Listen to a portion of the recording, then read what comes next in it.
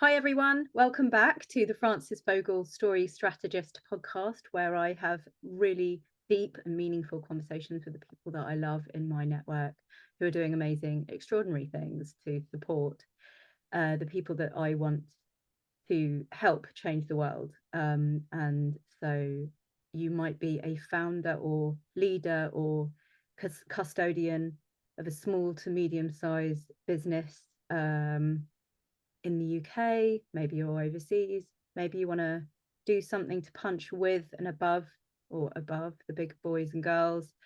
Maybe you have a feeling you've got a story to tell, but you don't know what to do with it.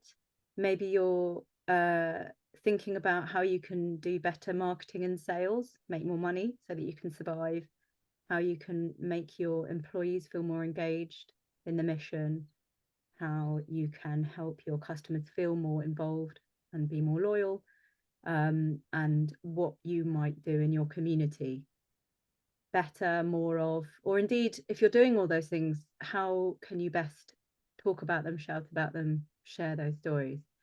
One of the things that I love so much about this work and also about the community that I run simultaneously, Better Bolder Braver, is that I meet quite extraordinary people. And part of my product, if you like, is to be able to offer the introduction to those people and their services where applicable.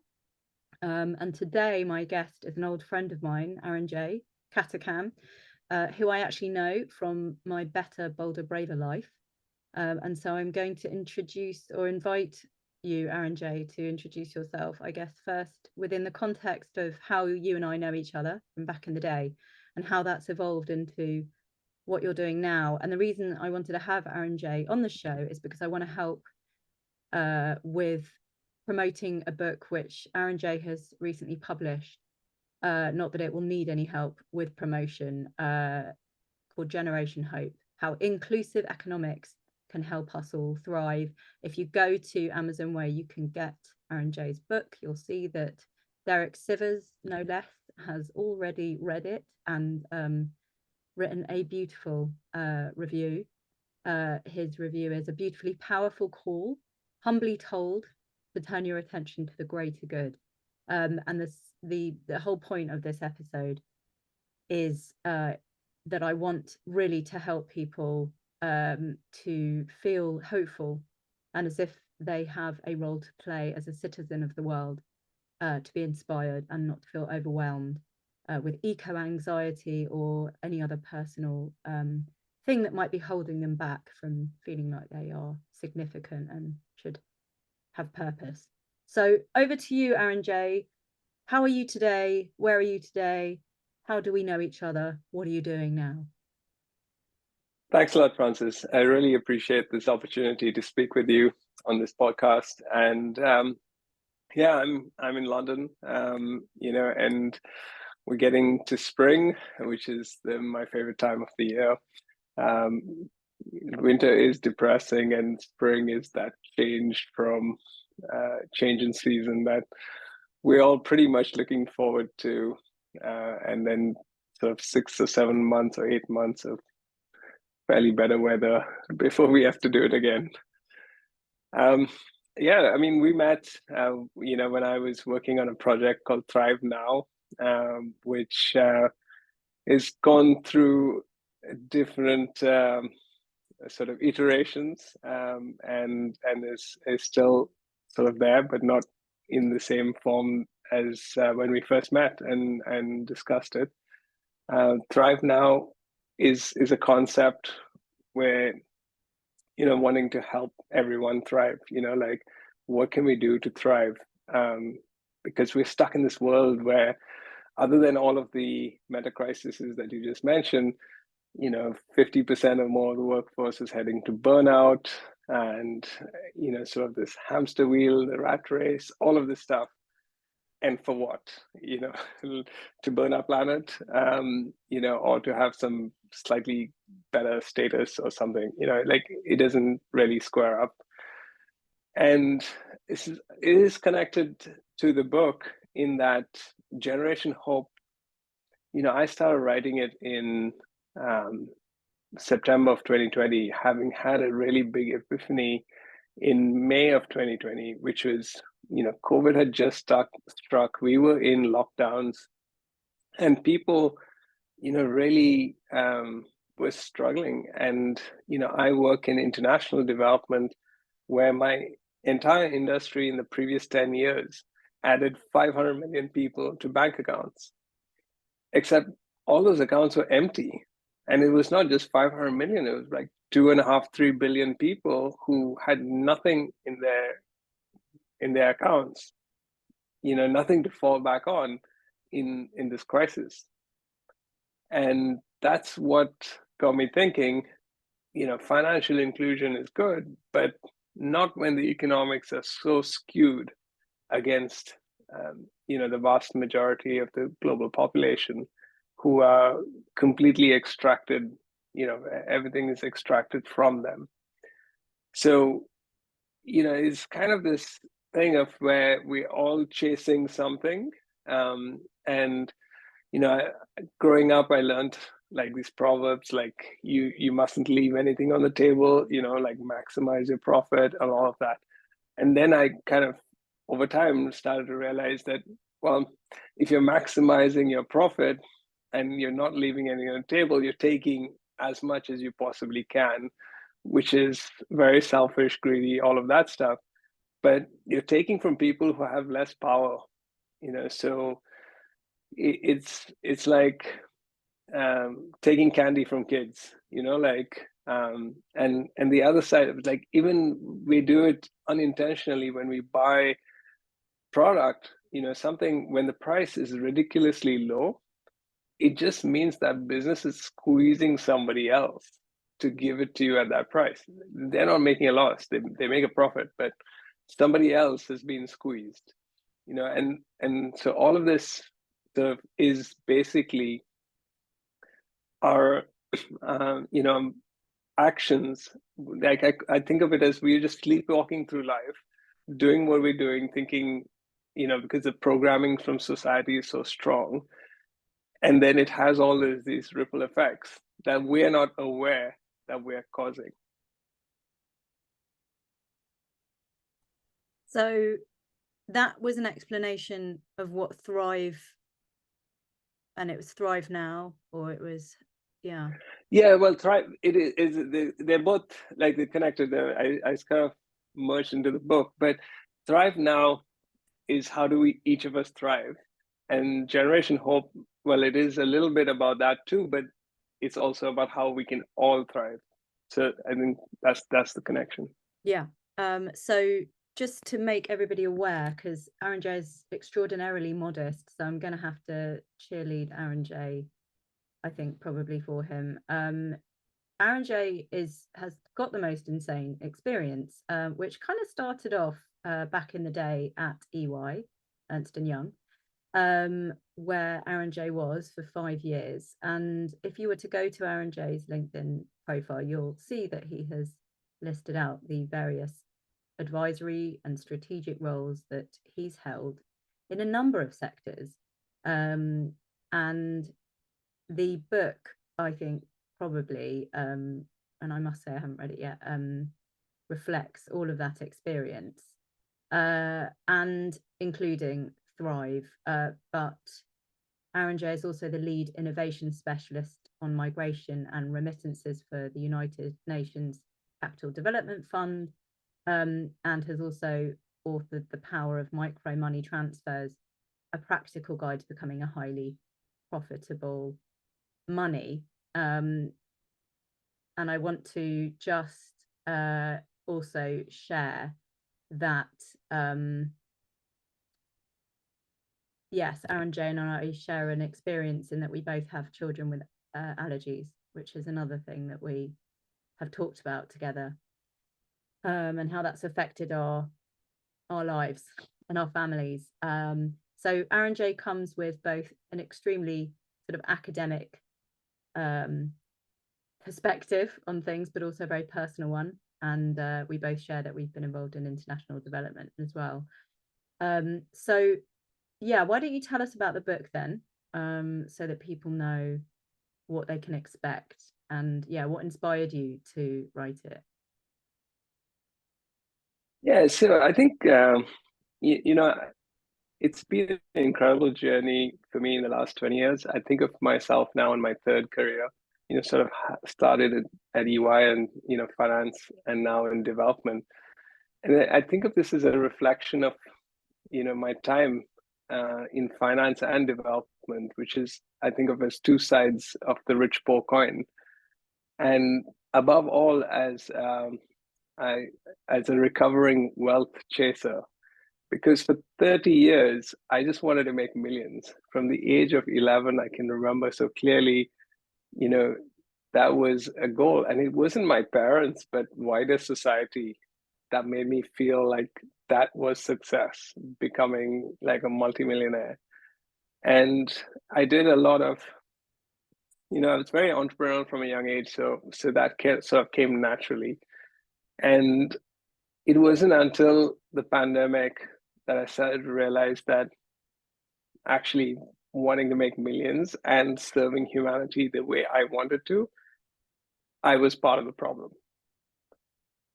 And I think I was also very fortunate because at the age of 13, my mother introduced me to meditation. And, I sort of in and out of it, practiced here and there. I wasn't very regular at it at all till sort of more recently.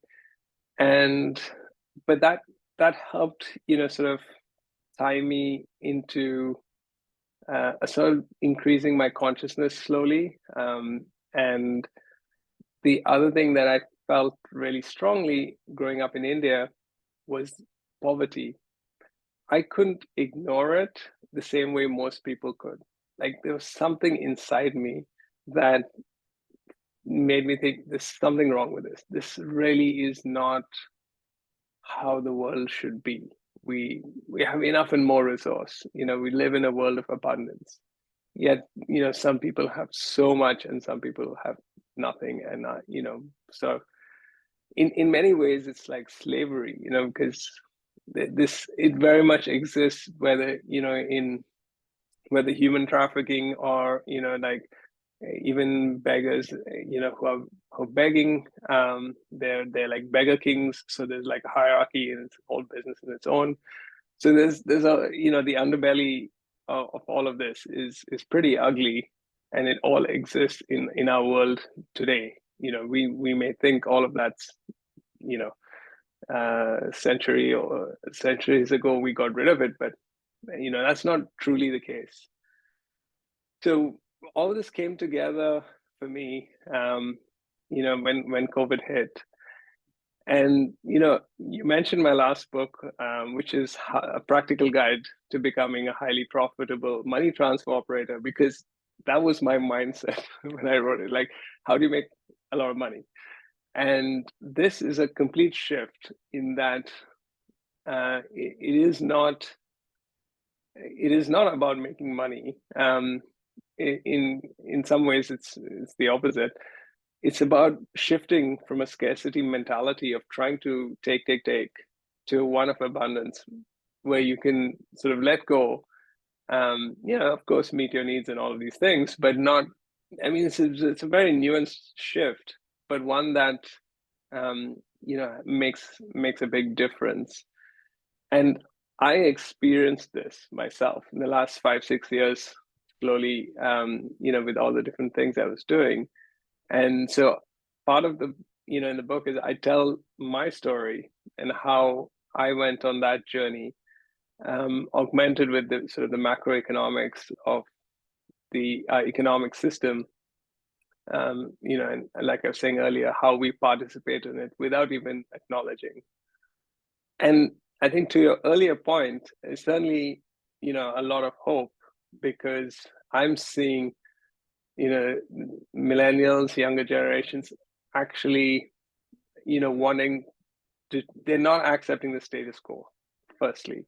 And so they're wanting change, they're demanding change. And, you know, it is small, they are green shoots, but these are things starting to happen. People are paying more for product that is sustainable, and all of those sort of things, versus before just buying the cheapest product. So veganism is another example, which has risen quite substantially in the last 10 years, all out of what I call consciousness. And so to explain consciousness, it's not really about,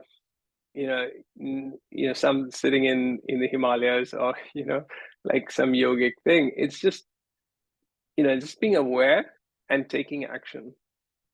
So you could watch a documentary that opens your eyes, and then if you take the actions, to follow that, I'd say, your consciousness has risen. And all of our consciousness rises in different ways. When you look at, we had kids with allergies. We didn't choose that. That happened to us. And our consciousness around allergies grew tremendously. We learned everything, awareness increased, and the actions we took, were congruent with that awareness. And for me, that is the definition of increased consciousness, where our actions are meeting our awareness.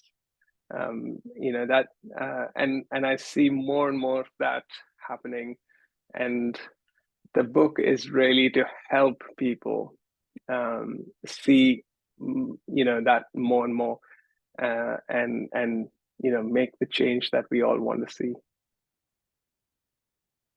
You're making me think of a really beautiful quote I read in the book Local by Alistair Humphreys. I'm reading at the moment, Alistair Humphrey, who is an adventurer, great, brilliant writer and amazingly inspirational person, which is a Maya Angelou. He quotes Maya Angelou in saying,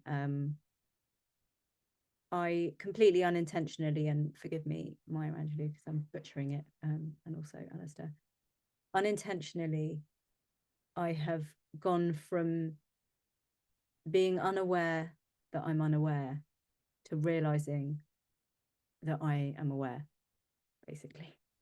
And I think this is like a gentle journey of consciousness, where I think Aranjay and I are both hoping to provide support, kindness, and a space for people who are becoming aware slowly, not to feel overwhelmed, and to feel more hopeful.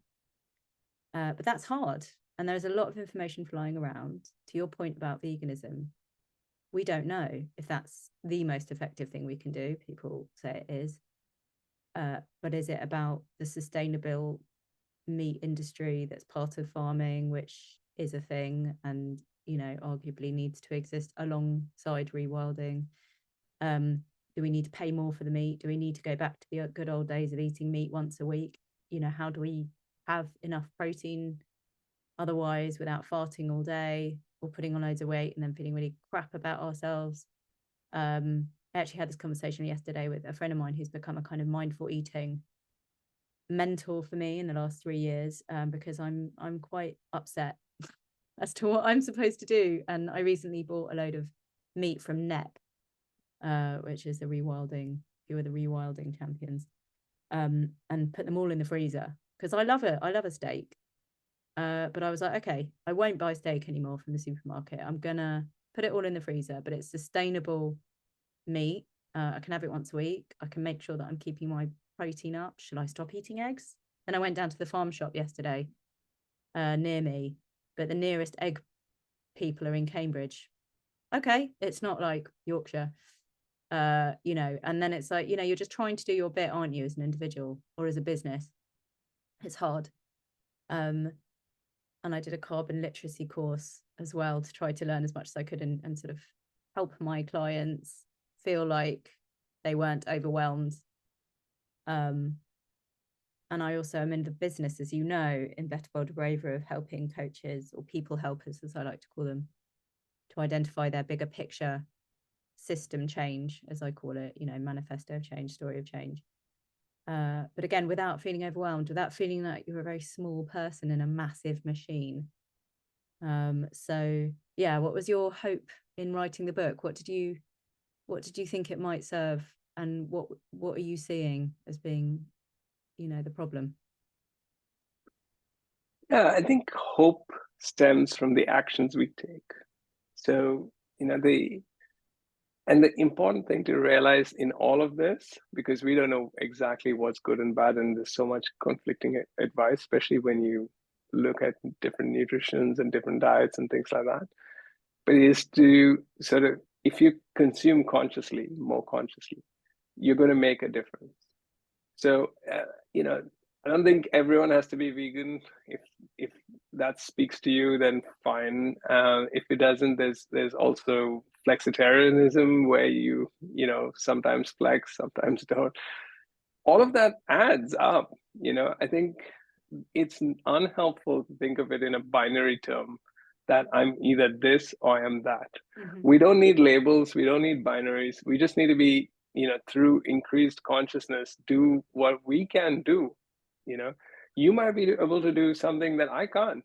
And that doesn't mean I should give up and not do it. I should do, what I can, which maybe not as much, but it's somewhere, yeah. And I think that's part of the problem, especially the younger generation, is they're all ready to give up. We're doomed. The world is going to end. And so, the acronym YOLO, you only live once, or just that's unhelpful. I think we really need to think about it in how we can do what we can, and together, if we all did our bit, it will it will add up and make a difference, even though we don't see the results immediately. I can point to a couple of things like veganism itself.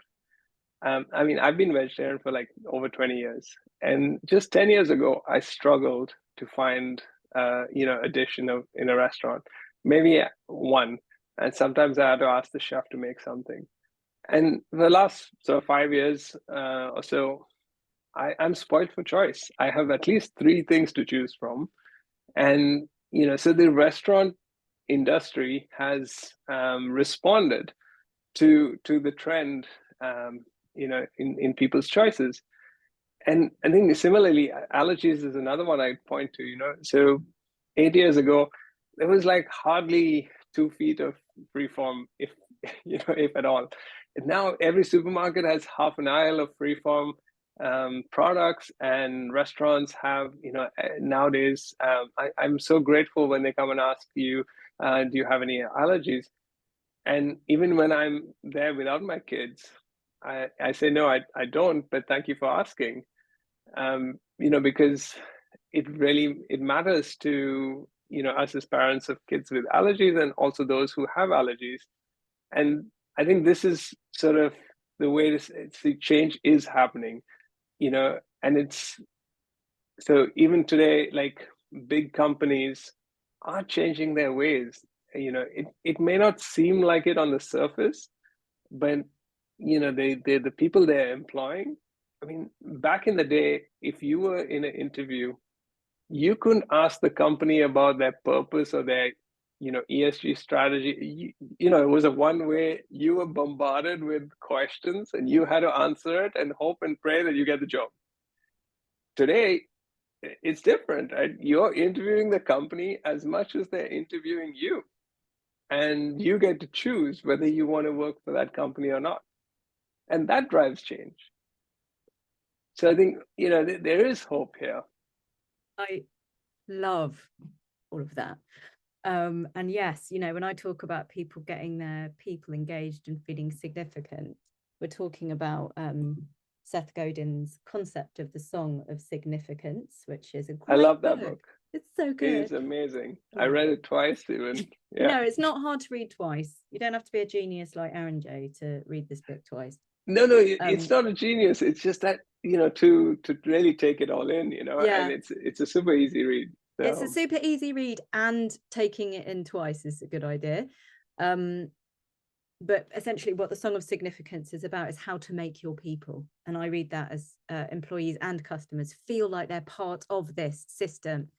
And to your point, it is pertinent to be able to articulate to your people your vision, your mission, your purpose, why you as a business, why you as a founder, why you as a leader, why you as a custodian of this thing are for them, the client, the potential employee. It's good marketing to be the guide and not the hero as the employer interviewing somebody, and to continue to help people to feel plugged in, and to continue to help your customers understand, not just by offering them a discount, but why what they say on socials and what they do in terms of UX and feedback to you is really valuable, and to ask them.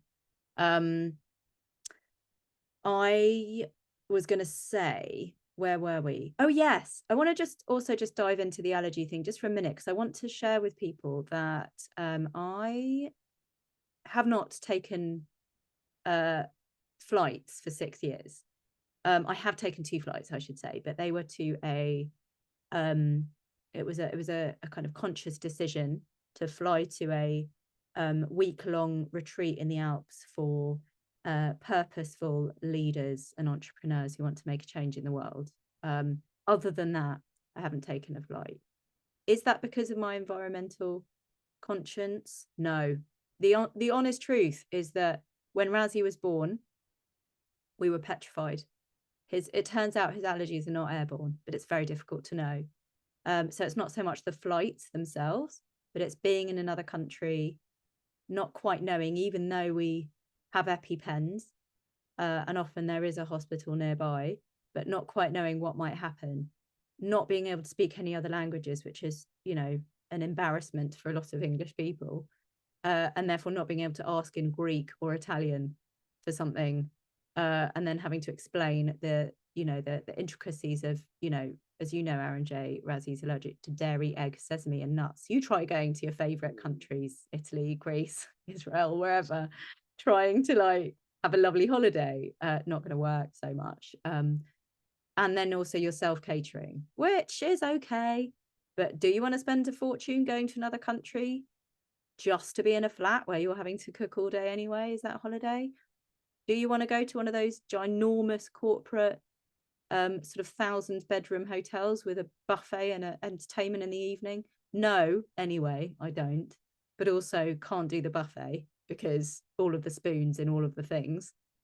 And then COVID, and then money, because, in case anyone isn't aware, the poor NHS was on its knees. And so allergy children we had to just navigate the system as best we could, often falling off the radar, often having to, use savings to pay for private support.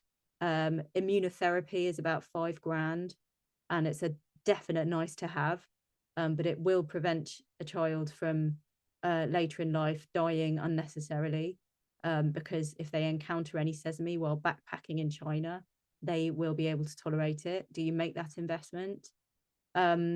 So we didn't go away. So like I say, it was fear, financial, and then COVID. But the byproduct of that is I haven't used flights for 6 years, and I'm really proud of that. I just have to caveat that wasn't the driver. But that's the thing I am doing, or have been able to do.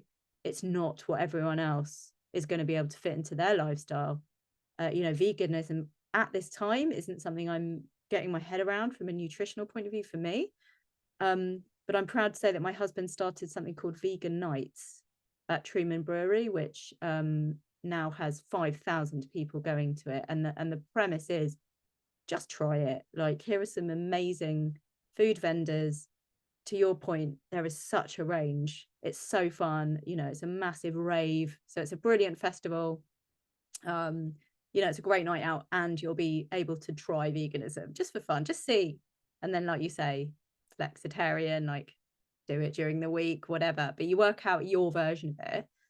And by the way, another byproduct is I've become absolutely obsessed with camping and glamping in the UK.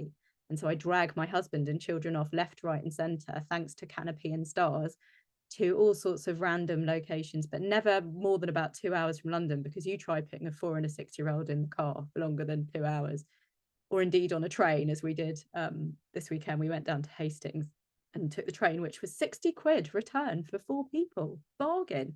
Didn't have to drive, drank coffee and read books on the train while they were on the iPads. Lovely. But, my business is now wanting to be of support to people with farmland who are looking to repurpose pivot and sort of introduce new streams of revenue and do some rewilding. I only know about them because I've been gallivanting around, staying in these wonderful places that people who are sitting on farmland have had to pivot and turn into glamping sites. So these kind of exciting serendipitous side effects of things that our little lives mean that we end up having to entertain and learning about, to your point, are really exciting, because then there's this sort of and maybe you can speak to the economics of this, because that isn't my zone of genius, as you know, but when everyone's doing something a little bit differently as opposed to everybody's having to do exactly the same, that probably does, I'm assuming, work better in the bigger picture of things. Can you talk maybe about that from an economics point of view? Yeah, absolutely. I think what you're finding is great diversity, and you can have a holiday without taking a flight. In fact, my neighbor, she doesn't take a flight for environmental reasons, and she's from she's part European, but they take the train, and there's other ways to get around. I think from what happens is, like, when we follow blindly the narrative, we're all driving up the demand, for certain things. So there's a reason why flights cost 2 times or 3 times more at school holidays. It's because everyone wants to go on that flight. It's not just the carbon. That flight any time of the year is the same amount of carbon. It's connected to the demand, connected to what we want and what we are choosing. So we get to choose, consciously or unconsciously. And when we make more conscious choices to do different things, we're voting every day with our money. And that over time, the thing is that you don't see an immediate result. It's not that you make one different choice and you get that feedback loop. And because of social media and everything, we're so used to that immediate feedback loop that we have this disconnect between making choices like that make a difference, because we only get to see that effect much later.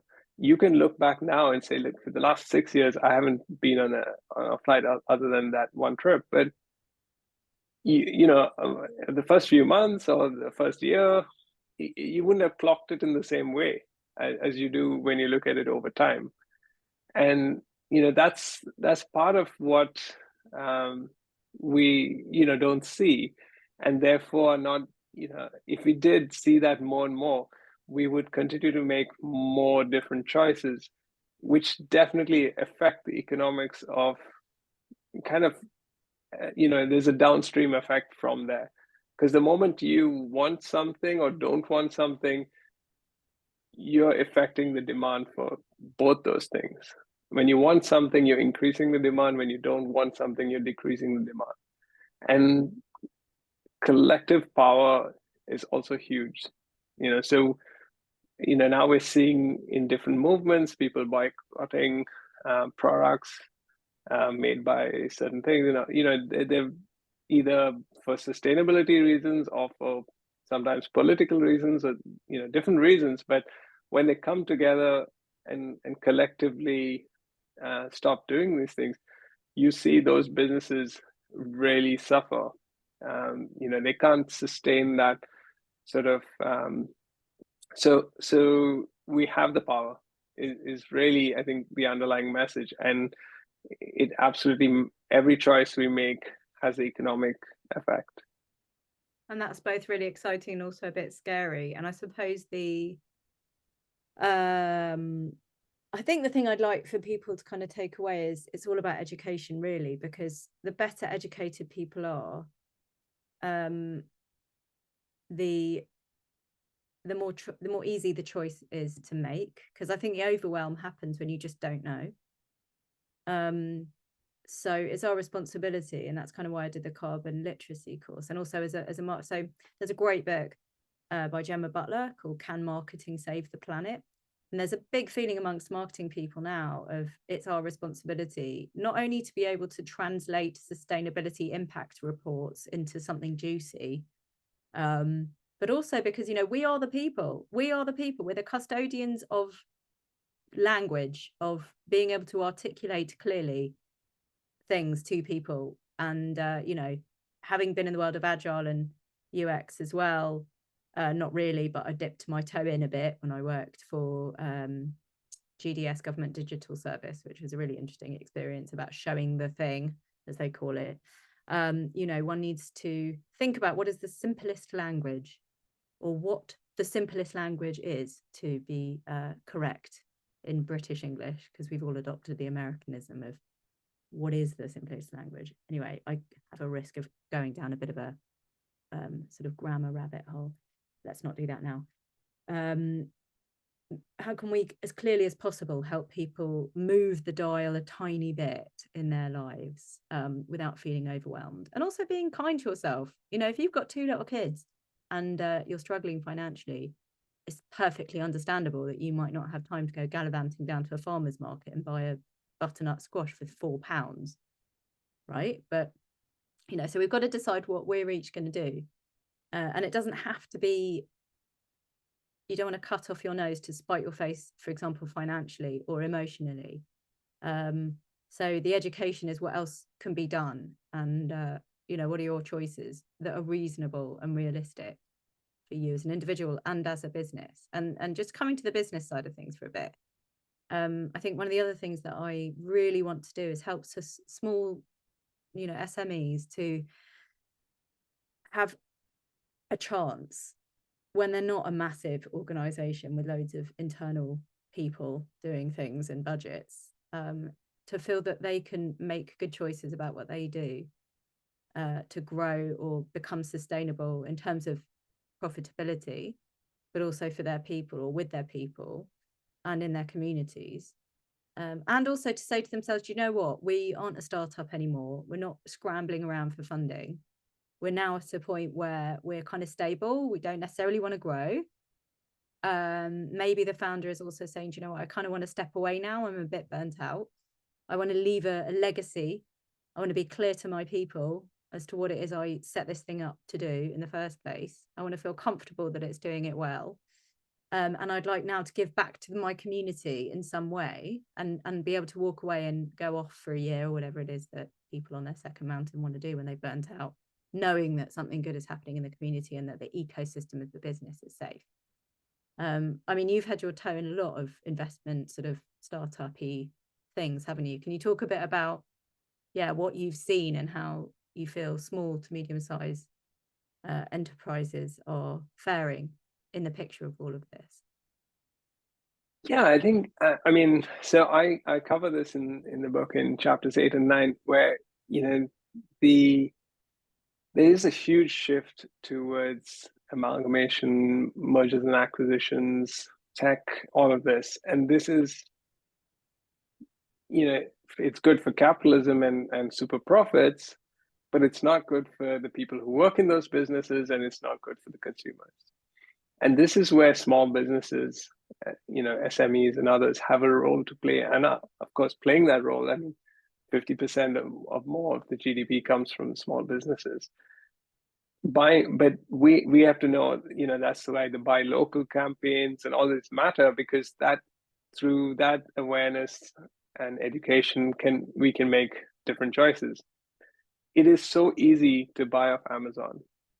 You just go one click, next day it's at your door. To buy from a local business, you know, you have to put on your coat, go out of your house, go do that and come back. It's not just the premium you sometimes have to pay, but it's also the time to do those things. But again, that was the point from the earlier part of the conversation, that each choice we make has this economic impact, because the more we buy from Amazon, obviously the more we're helping Amazon, and the less we are the small businesses. I should say, you can also buy Arunjay's book from his website, right? It's not yes. available on bookshop.org as yet. It is. I'm so sorry. I was trying to find it there and didn't, so I made a mistake. That's great. Okay, you can also buy Arunjay's book from bookshop.org. Yeah, and initially I didn't want to have the book on Amazon. I mean, my wife and I, we came off Amazon Prime in July 2021. We just had enough. It took us a while actually to even come off it because you It's don't have good addictive. alternatives. It's It is addictive. absolutely, yeah, and there are no good alternatives either, right? Like but I sold my shares in Amazon as well. I just didn't want to be part of that anymore. Um, the reason the book is there is that my publisher convinced me, and she's really, it's an indie publisher. She's there's a lot of mission alignment, and she convinced me that I need to meet people where they're at, you know, and 70% of books sold are sold off Amazon. So It's the like book that is thing of what's better, somebody who walks to work or somebody who flies to work? Well, the person who what you don't know in that story is that the person that has flown to work has flown to the other side of the world, and they are the leading climate change uh, environmental experts, and they're going to talk at a conference that's on the other side of the planet, and they found it really difficult to get the right people. That's why they're flying there, versus the person who walks to work, but they're going to work in an investment bank. So you need to have the context to meet people where they are, as you say. And would you rather cut off your nose to spite your face, having written an amazing book, thinking that no one's actually going to read it? Or actually, isn't it better if we all do read your book, right? So that's the absolutely, balance yeah. thing always. Yeah, absolutely. Because I could sit on an island and no one knows about this island and have all my books, or or spread. So in order to spread a message, you have to use. I'm pretty anti social media as well, and it's for my own mental health. But and I'm not going crazy on there, but I do have to participate a little bit to just spread the message. Um, you know, so we have to. I mean, Or we you live can in this rely on world your where, friends like me who love you, are willing to have you on their podcast to talk about the book, and then do a flurry of social media posts on your behalf, right? So you don't even need to go yeah, on it. yeah. I mean, that's obviously amazing. And and every bit helps. And I think so. It's ultimately we have to find a balance between unplugging and living, under a rock somewhere completely out of society versus being in it and using, again, it comes back to being more conscious on how you use what you use and why you use it. Mm-hmm. We've only got 10 minutes left, Aranjay. How does that happen? Yeah, it went quickly. Actually, Francis, there's one thing I wanted to mention on businesses, that, when you asked me the last question, and it's this rise of B Corps, the benefit corporations. So I write about that as well. And, between co-ops and B Corps, and, I think that's where, when you're thinking about building a business or, what you should do with your business, the B Corp structure is a very interesting one. The triple bottom line of people, planet, and profit. So you're not just about profit.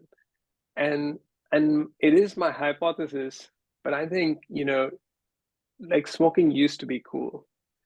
Now it's not. Yet over a billion people smoke, more than ever before.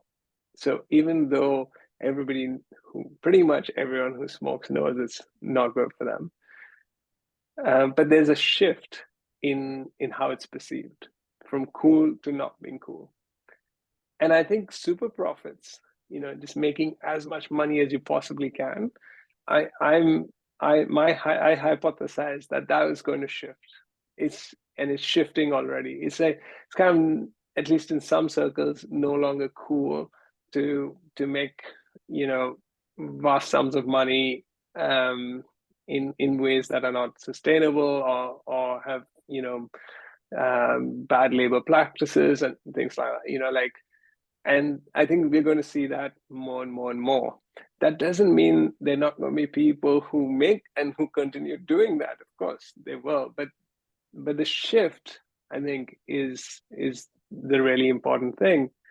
And coming back to the education, I think education is great and it's important, and learning about these things, but we have to be mindful of the intention action gap, because when we learn something and we know, okay, this is what we should do, it's not easy to follow through on that, for various reasons, circumstantial or things, and but we must keep that in mind and mustn't forget to take some action, whatever that can be, to close the gap between what we intend to do and what we actually do.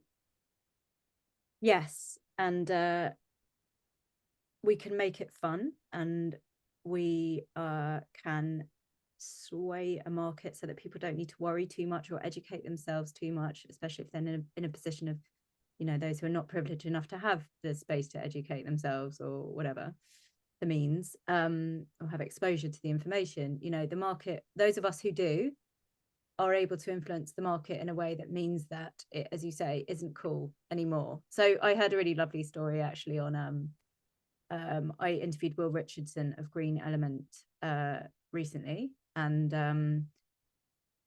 I was listening to his podcast, and there was a great comedian called Stuart Goldsmith, who is making climate change, how to bring out the comedy in climate change, which is very uncomfortable, but also hilarious and brilliant. And he talks about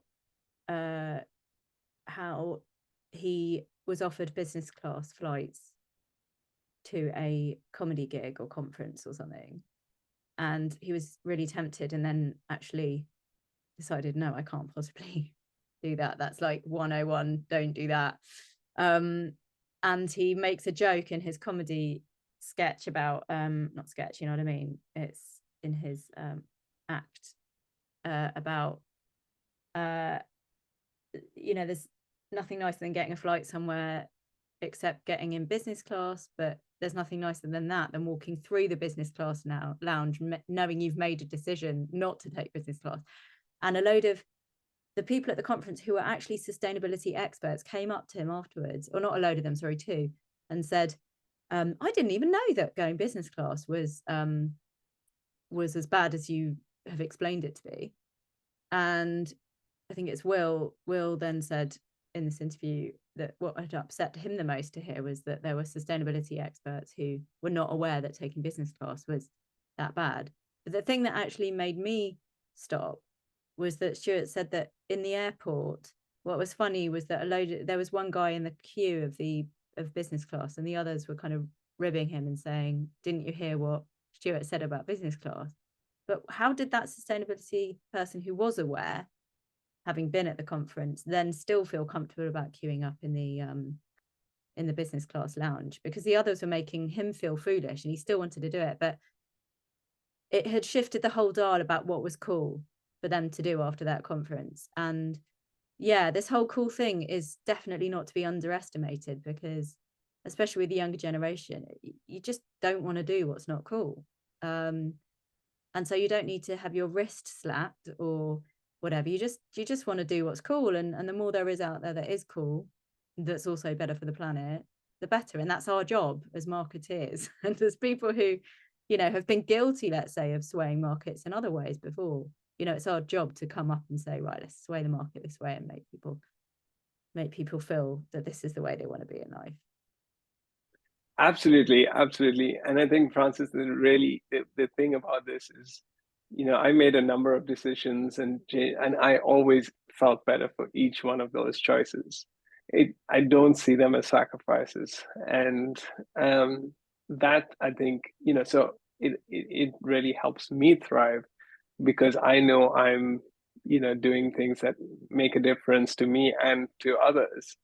And I think that's, this is not about sort of giving up stuff and sacrificing and poor me and none of all of that. It's like you help yourself and you help others. And one of the things, so in publishing the book, is, so I work, not work, but I kind of like have had various interactions with Acumen, who are a global charity fighting poverty.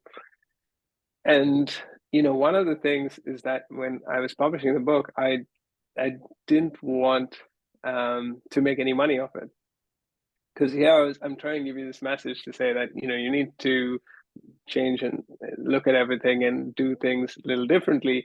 But hey, you know what? I'm going to make as much money as I can selling these books. It's a little bit like you just explained, taking that business class flight. Well, I have to also just caveat to anyone listening that writing books doesn't necessarily make any money. So we should just make that really clear, shouldn't we? It's very difficult to make money off. Yeah, of course. It is. And I mean, a lot of especially the publishers and like different people make money even when the book is successful. But the idea here was, for me, was to be congruent and not have, that thing going at me, and so all of the profits from the book go to Acumen, and that was a sort of choice that I made, and I feel at peace with, so it helps me, and it helps Acumen, and obviously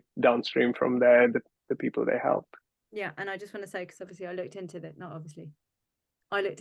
before we spoke, and Acumen, just to be clear to everyone, is poverty relief, right? I don't know if you said that, but so there are choices that we can make, and they may or may not be directly related also to, sometimes I think a really interesting quirk is when people, quite rightly so, a lot of people, and there's much more, it's much easier now to decide that 10% of your profits can go to planting trees, etc. But if you've got a relationship in your community with something that's quite random that nobody knows about, but which you are really passionate about, that you would like to donate a little bit of your proceeds to, it not only is great to be funding something that might need that investment, but also you are marketing them for you are doing, as I'm doing with Aranjay on the podcast, sharing the good word about somebody that might not be as comfortable shouting about their own stuff or may not have the network. So you're not only giving back financially, but you're also doing a marketing plug by everywhere that one buys the book, finding out about Acumen, which I didn't know about before, of course, you had advertised it for them. So it's also, I think, it's a mindset shift about not just going cap in hand, but rather saying, by even if it's 2% of your income, we'd be really delighted. Oh, look, all the balloons. Sorry, if anyone's watching this on YouTube, I have this thing on Zoom, which I don't seem to be able to permanently get rid of, which is whenever I gesticulate, it decides what I'm all about. And just then it was obviously balloons, but it is balloons. Small organizations and communities could go to businesses and say, it's really important that the word about what we're doing is spread in this community. I'm actually not asking you for very much. Would you mind parting with just 1%? And then that way we can say that you're giving a bit of your profit, and that's okay. And I think for businesses to then feel really bad because it's only 1%, well, maybe they'll give more, or maybe the organization should arm itself with the ability to talk about how that 1% is really valuable and it's not insignificant, and that the organization could have given nothing. So it's a two-way street. Do you know what I mean? Absolutely, yeah. And I think that was the point I was making earlier. Binary, nothing or everything, is not helpful. 1%, 2%, 5%, 10%, 1% can lead to 2%. Like, everything matters, and it adds up, because even to give away 1%, it takes a mindset.